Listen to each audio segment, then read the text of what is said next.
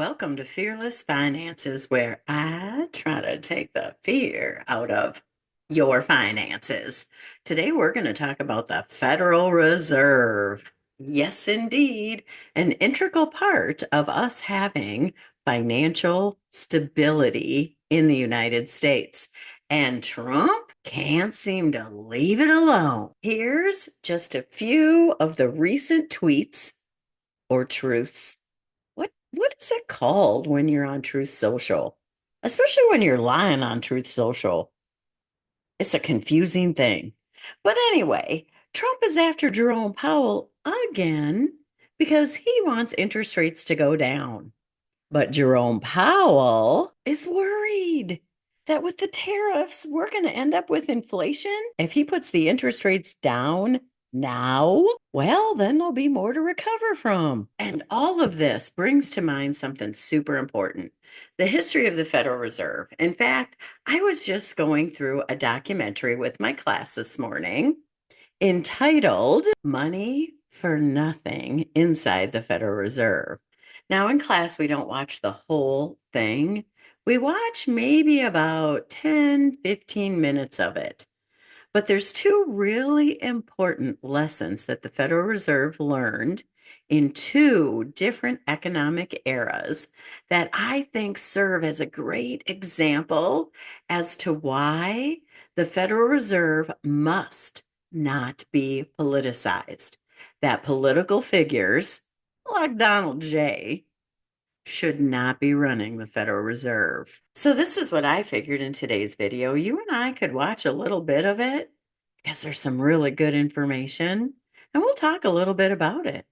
So I'll meet you on the other side.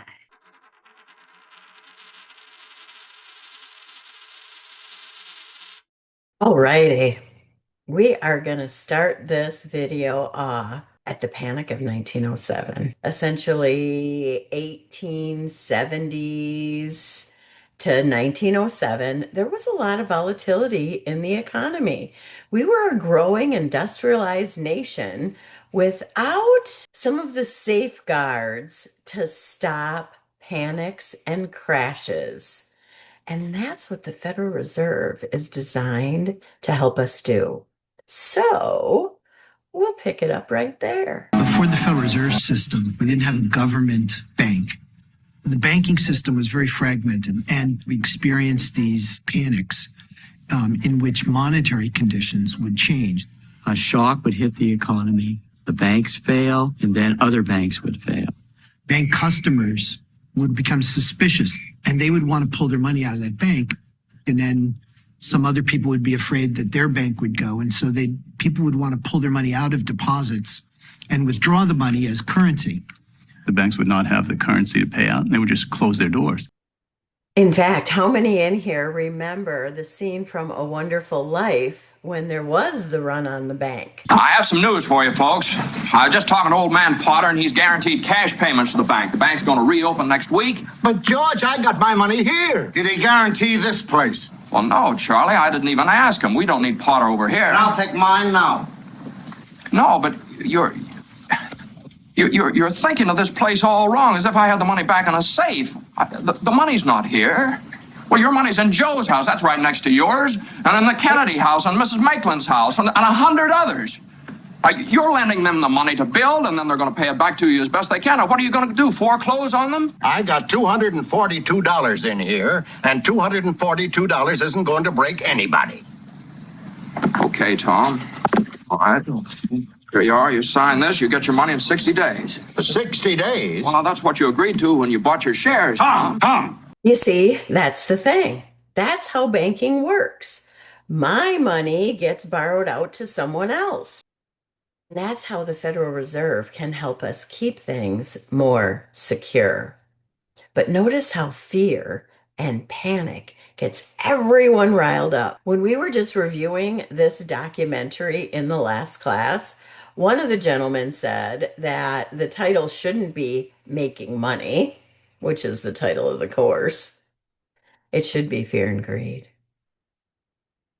Because after all, it's the gentleman in town who's trying to buy up everything and causing all this panic. But back to the regular documentary. 1907 was a sort of a watershed panic.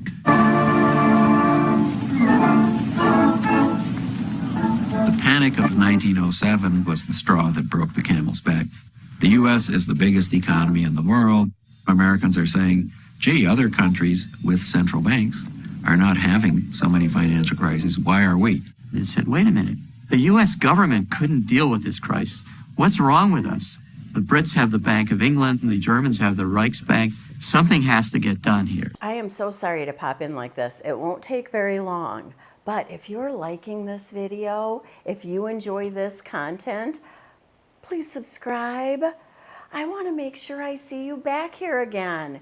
And if you'd like this video, it'll make sure it gets out to other people. And I'm interested in building a channel that gives you the content that you're interested in. So if there happens to be a topic or material in this that you'd like me to expand on, please put it in the comments below. I'll make sure I get to it. Plus, I'd like to chat with you. Now, back to the regular program.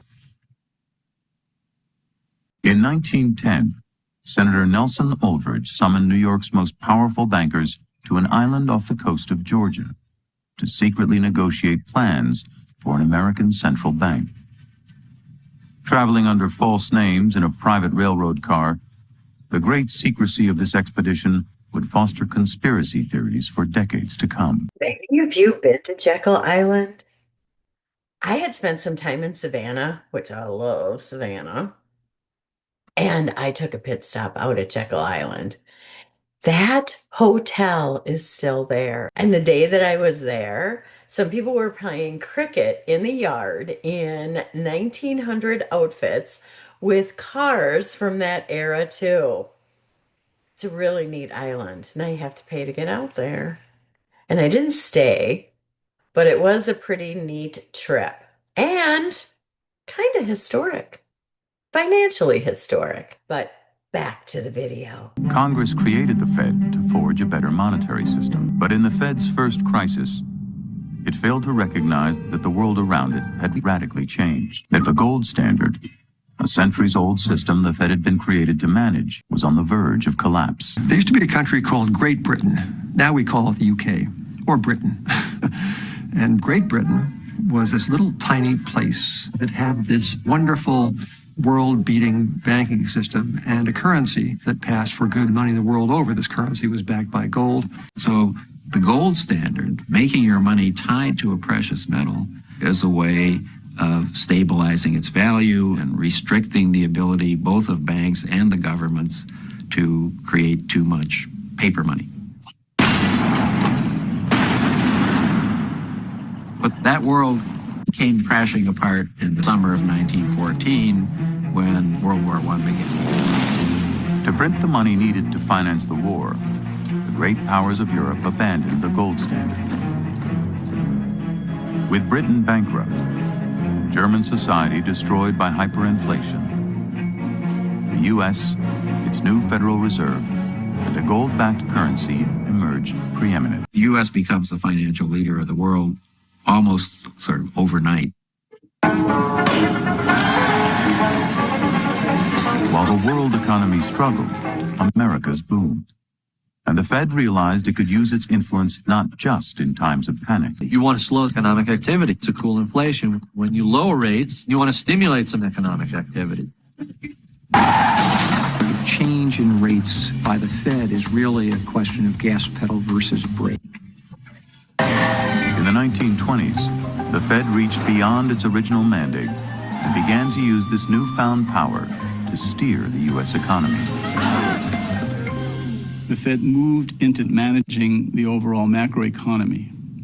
Now, unfortunately, its first foray into that was the Great Depression. Did not do a great job. I think it's important to note that before the Great Depression, there was a period of time called the Roaring '20s. How many out there have heard of that, right? This was a hugely prosperous era, and it's partially because the Federal Reserve was pumping cash into the economy. And a lot of people got rich. And during this era as well, If you were going to invest money in the stock market, you could have a highly leveraged or margined account. Essentially, for putting up, say, $100, you could borrow another 990%, which means you could now invest $1,000. The idea was you could get rich. But what the Federal Reserve found out is they shouldn't have had that much money out in the economy. So let's get back to our documentary. The Roaring '20s saw the first instance of a Fed-induced boom and bust. At first, the Fed's low rates unintentionally helped fuel stock market and debt bubbles, which saw speculators borrow more money than the entire amount in circulation. An alarmed Fed then clamped down, raising rates aggressively in 1928 and setting the stage for a recession and stock market crash.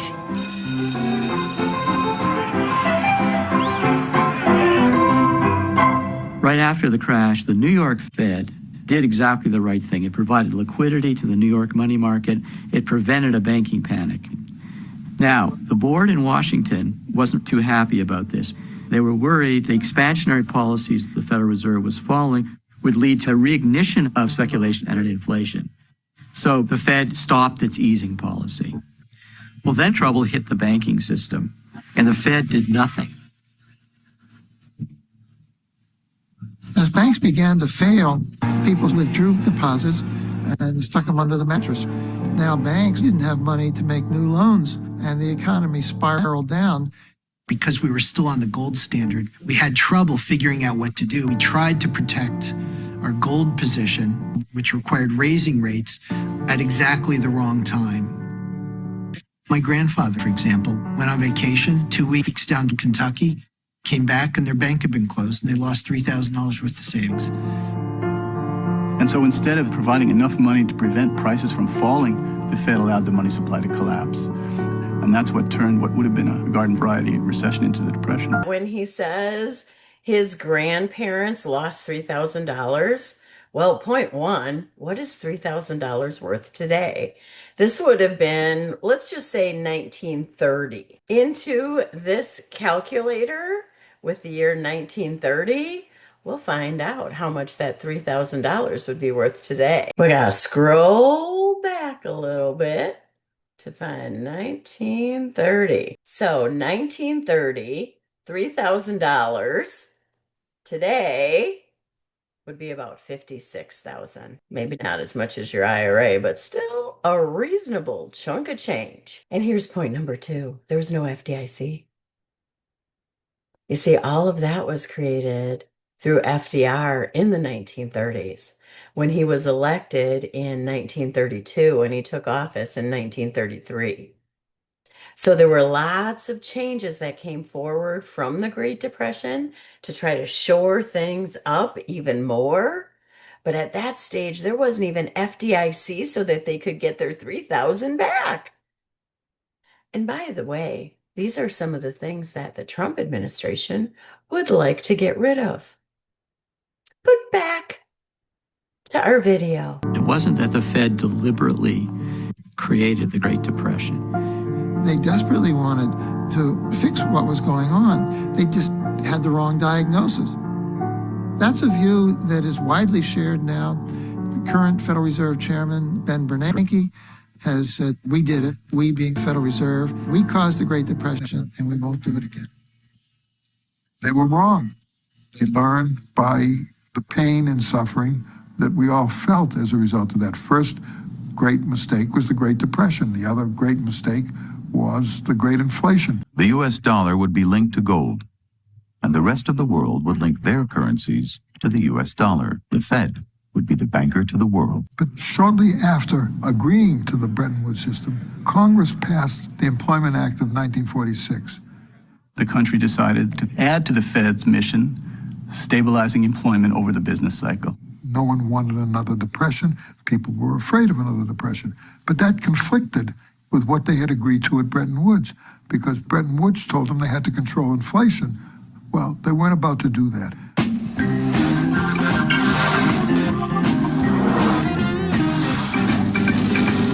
best things in life for free, but you can give them to the birds or bees that need money. In the next great crisis, the problem wasn't too little money, but too much. Money, yeah, that's what I want.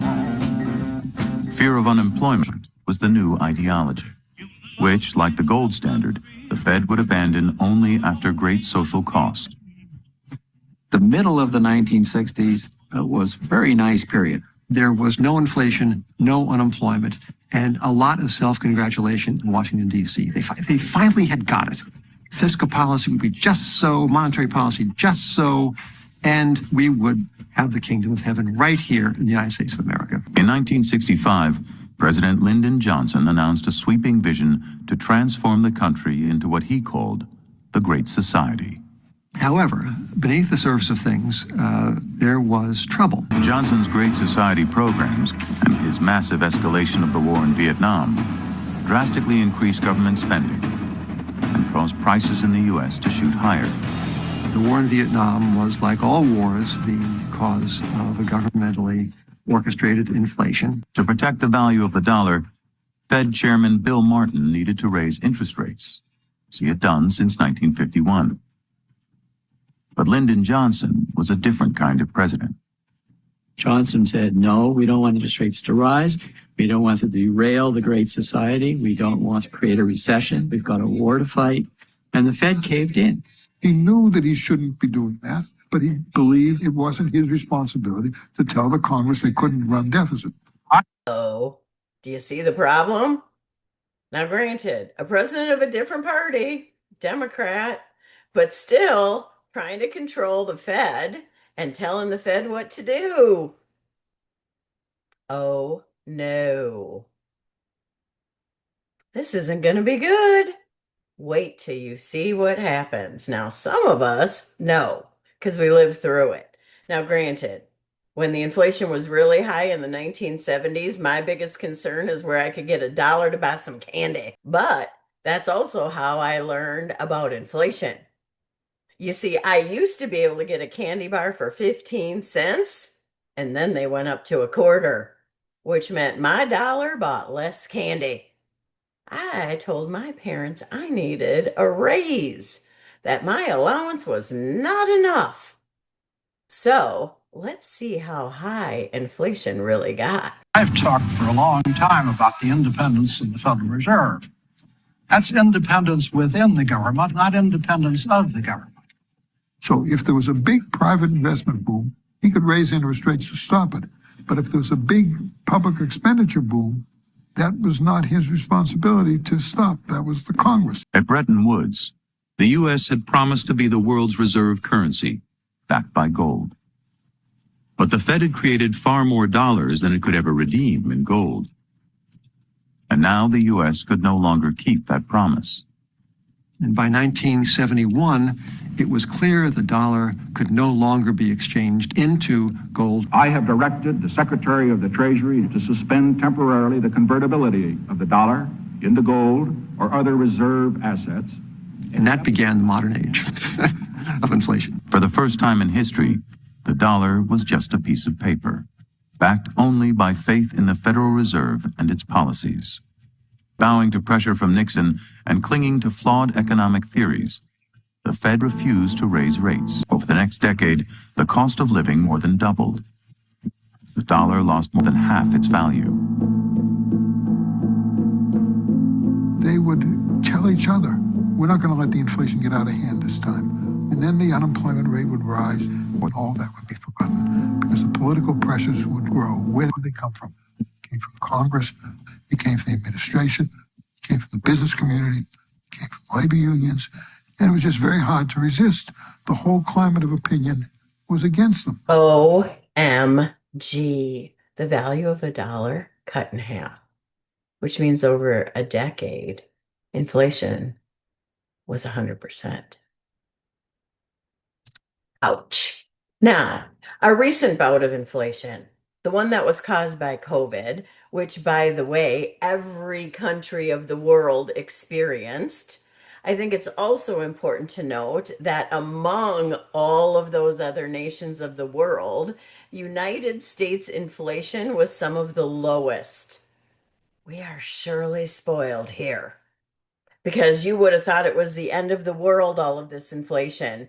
And instead of people standing up and explaining this is COVID related, people were listening to Donald J.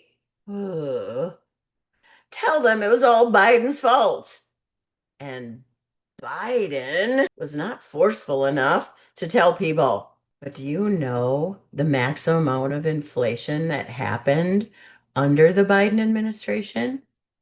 What year was the highest? Because in this documentary, we're going to find out that it was 13 or 14% in 1 year in the 1970s. Do you think the inflation under Joe Biden was even close to that high? This is what Google's got to say. It's a little bit higher than I had expected. I thought we were going to see 6 or 7% here, but it says 9, and it says over the 4-year term about 21%. It also says a 40-year high, which would have brought us to the end of the 1970s, right before Paul Volcker came in to save us at the Federal Reserve. We'll watch that in the documentary in just a second, but nonetheless, way lower than what it was in the 1970s. And this is the other thing. I'm really disappointed with people who are my age and older. Those of us who lived through this. Now, again, I wasn't budgeting a household, and my biggest concern was buying candy in the 1970s. But nonetheless, I knew a little bit about what happened in the 80s, and I heard my parents talking about inflation, and I knew because I've spent my career in financial matters that it was way worse. And yet, people who would be considered Gen X, like myself, or boomers, the generation that's older, were running around in tizzies, acting like it was some horrible thing to have a tad bit of inflation when we'd had inflation at 2% or under pretty consistently for several decades. The other thing that's important to note here about inflation is this. The Federal Reserve used to target inflation between 3 to 4%. In fact, when I first started teaching these insurance continuing education classes in the late 1990s, when I would ask the group, what is inflation over the long term on average, they'd say about 3.5%, right between the 3 to 4. But the Federal Reserve started targeting in at 2. So every time it hedged just a little bit above the 2, people got all in a tizzy. Jeeps, we used to run between 3 and 4% routinely and thought it was just the normal course of business. Now, that's not to say that the inflation wasn't a thing, but it didn't need to be made into such a big thing for us to have to elect a lying criminal. But back to the video.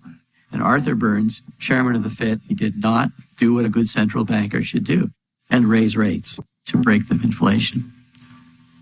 And by the time the 70s ended, it was a total mess.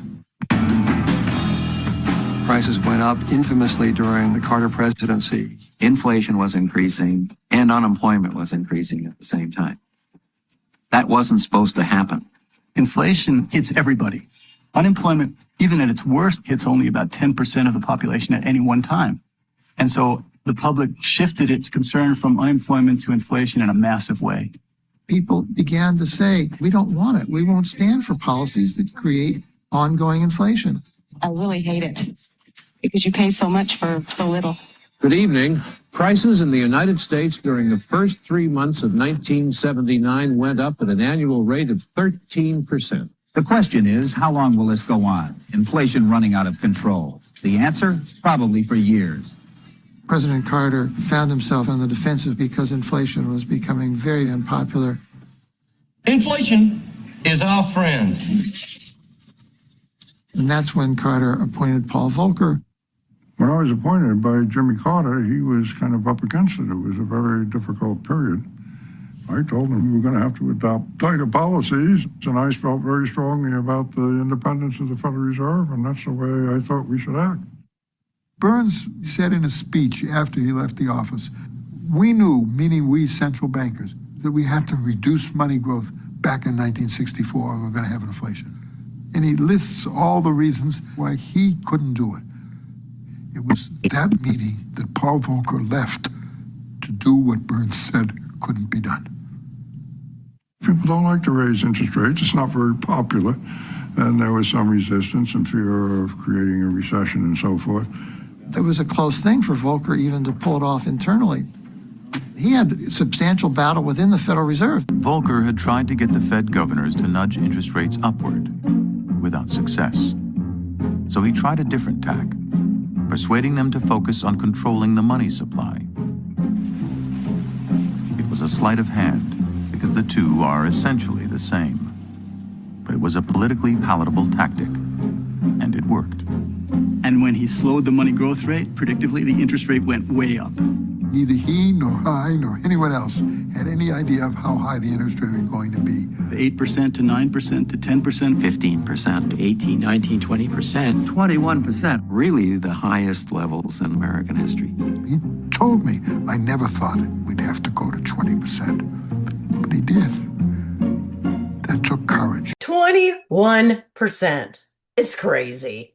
Now, I started in this business late in the 80s, and even then, you could get a fixed annuity guaranteed at 12%. Yes, you got it. People who annuitize their annuities at these interest rates were loving life for decades. So that's the other thing to keep in mind. When we have higher interest rates, people who have money to save benefit. It's not as if everyone in the economy suffers with higher interest rates. This also speaks to not rushing necessarily to pay off your debt if it's at lower interest rates and getting some money to save.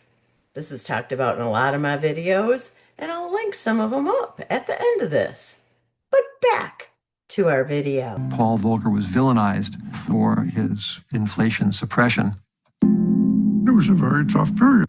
And there's a lot of opposition, and no doubt about it. And somebody got the idea of sending in all these sawed-up 2x4s.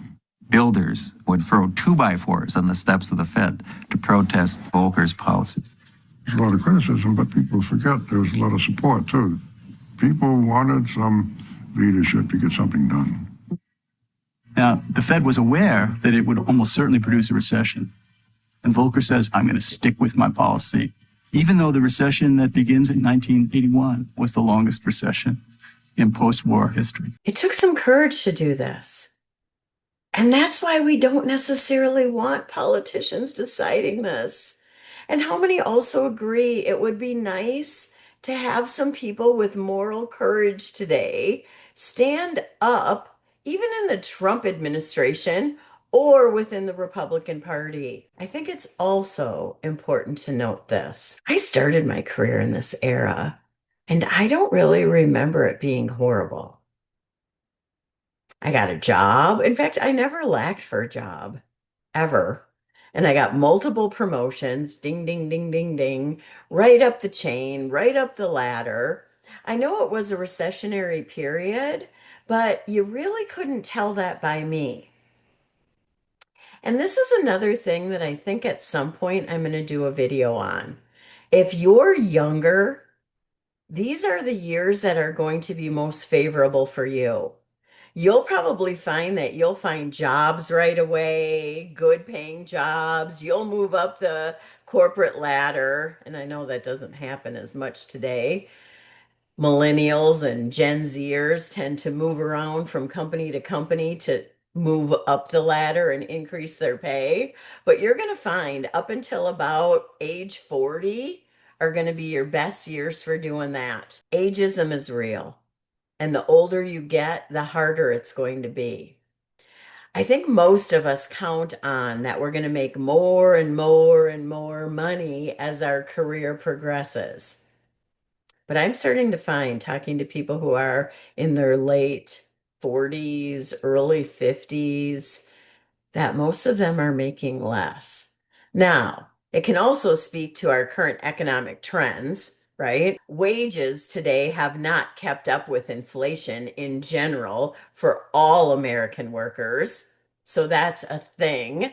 And we will talk about that in future videos too. But the days where you can expect the older you get, the more money you'll make, I think are gone. Maybe not for everyone. Apparently, Donald Trump's found his way into a lot of money he never had at a very old age. But he's not doing it with moral integrity. And 79 million people decided to vote for a criminal to allow him to do it. But anyway, I digress. Let's wrap up this video because there's just one other point I think's worth noting. In that period of a couple of years, the world's view, the political view of the role of the Federal Reserve and its importance in the country changed dramatically. And I don't believe it would have been possible without a man of Paul Volcker's stature, who understood the business of central banking from soup to nuts, who understood the costs of not dealing with inflation. Had those decisions been left to politicians, it's inconceivable that they would have, quote, voted for such a deep recession to bring the inflation rate down. That's sort of a generic flaw of political systems. Ask members of Congress to vote for things that cause short-term pain for long-term benefits, and it's pretty hard. It's pretty hard to get the votes. It's nice that we have leaders who step up and do the right thing now and then, take a long-term view. We could use more.